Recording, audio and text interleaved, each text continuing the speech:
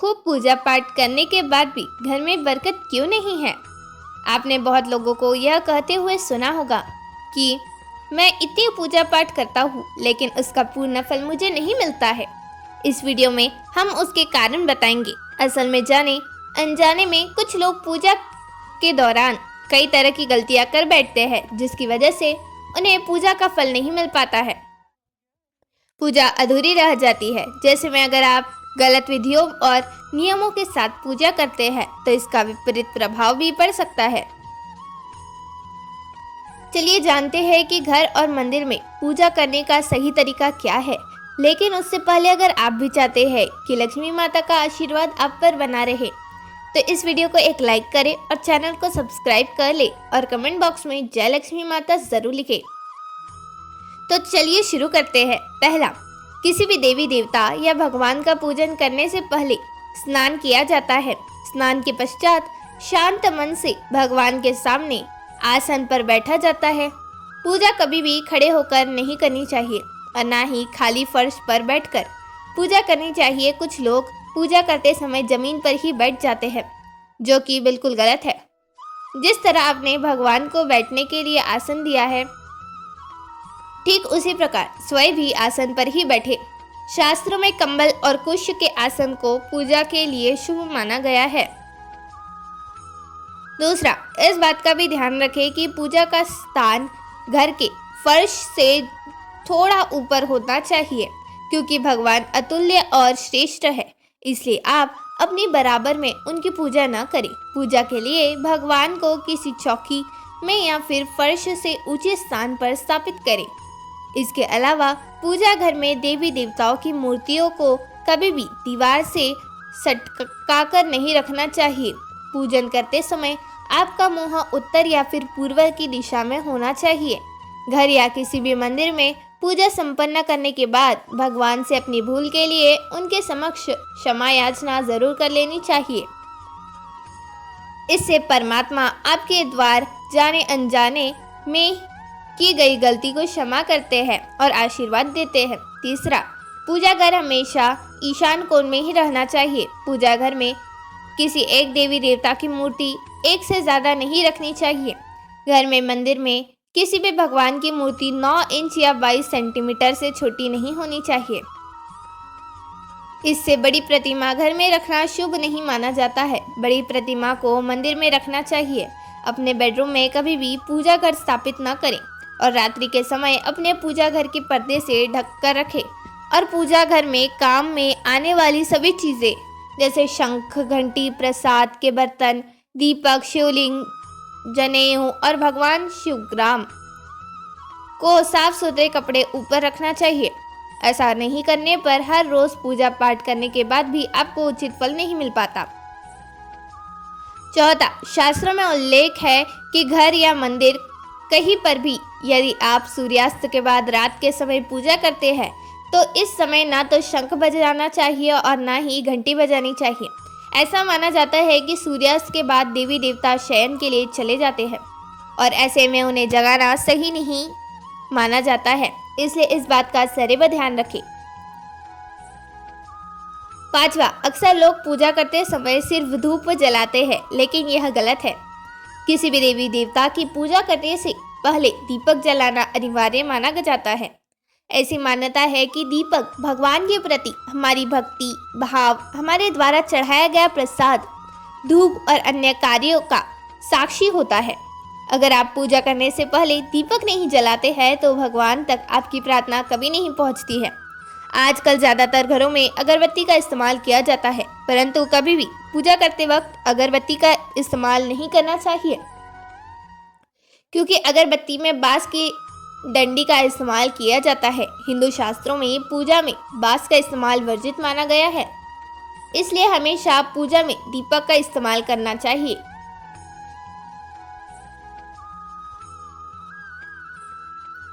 छठवां, अपने मंदिर या पूजा घर में कभी भी नग्न मूर्तियां न रखें।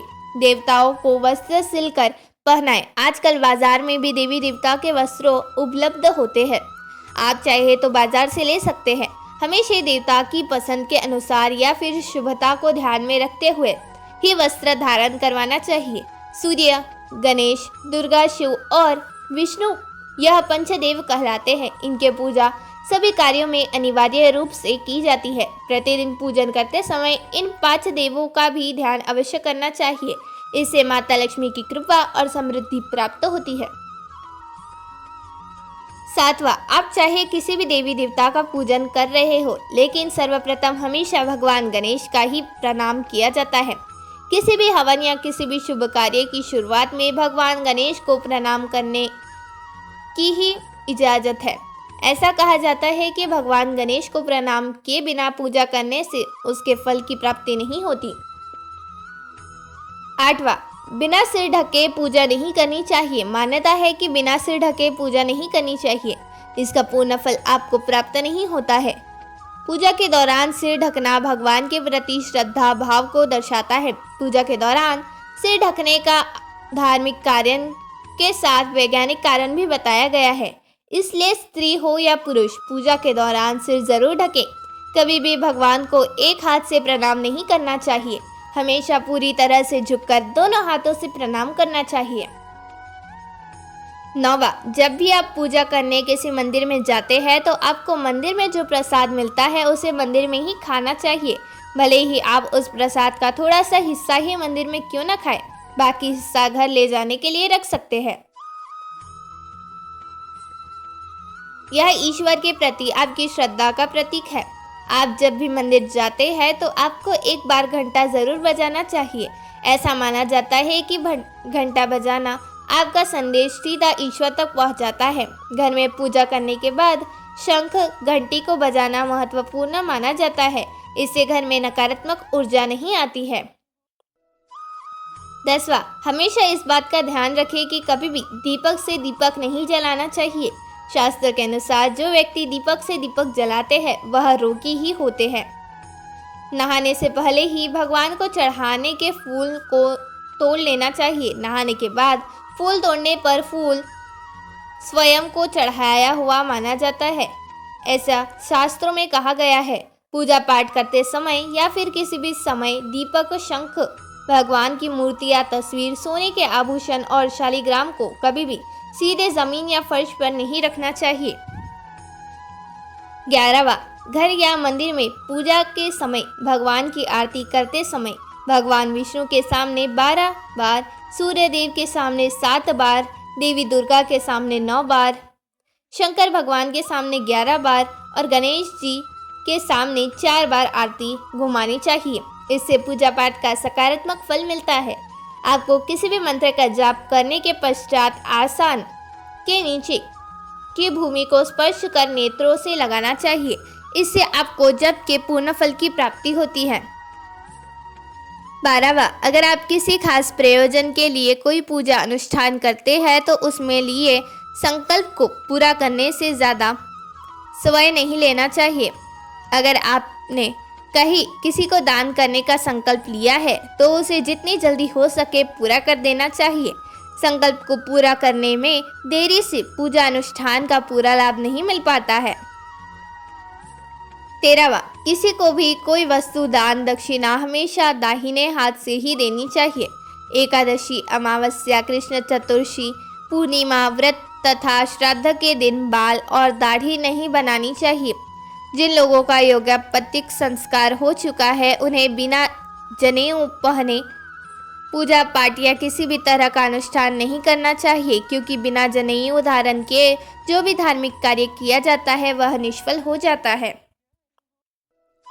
14, सभी हिंदू घरों में पूजा पाठ का अन्य धार्मिक कार्य में इस्तेमाल करने के लिए गंगा जल रखा जाता है।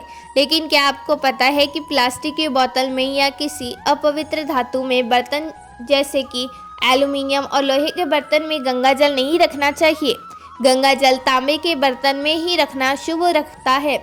15वां, अगर आप पूजा करने के लिए मंदिर जा रहे हैं तो आपको हमेशा घर से लौटे में जल ले जाना चाहिए। कभी भी मंदिर में रखे जल से ईश्वर का जलाभिषेक नहीं करना चाहिए। जब भी आप जल चढ़ाकर मंदिर से वापस आए तब आपको ध्यान देना चाहिए कि जल का लोटा कभी भी खाली घर वापस ना आए। यदि आप जल भरकर मंदिर में वापस लौटा लेते हैं तो इससे शुभ फलों की प्राप्ति होती है। 16वां, हर रोज लक्ष्मी स्तोत्र का कनक धारण स्तोत्र का पाठ अवश्य करना चाहिए। यह धन प्राप्ति और धन संचय करने में विशेष फलदायी माना जाता है। यह एक चमत्कारिक स्त्रोत है जिसकी पाठ से माता लक्ष्मी की आप पर कृपा बनी रहती है। इस स्त्रोत की खासियत यह है कि यह किसी भी विशेष माला या पूजा पाठ की मांग नहीं करता है। पूजा अर्चना करने के बाद आप इसका पाठ कर सकते हैं।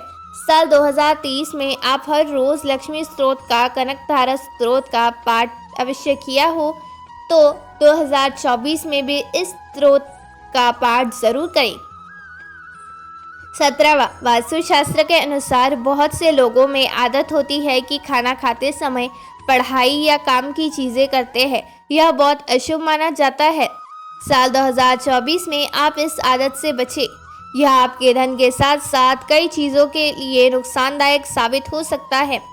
खाना खाते ही पाचन क्रिया शुरू हो जाती है। अगर आप खाते समय पढ़ाई या फिर काम करते हैं तो इसका असर आपकी पाचन शक्ति पर भी पड़ता है, जिससे स्वास्थ्य संबंधित कई समस्या बनी शुरू हो जाती है। इसलिए आप इस आदत से बचे रहें। धन्यवाद।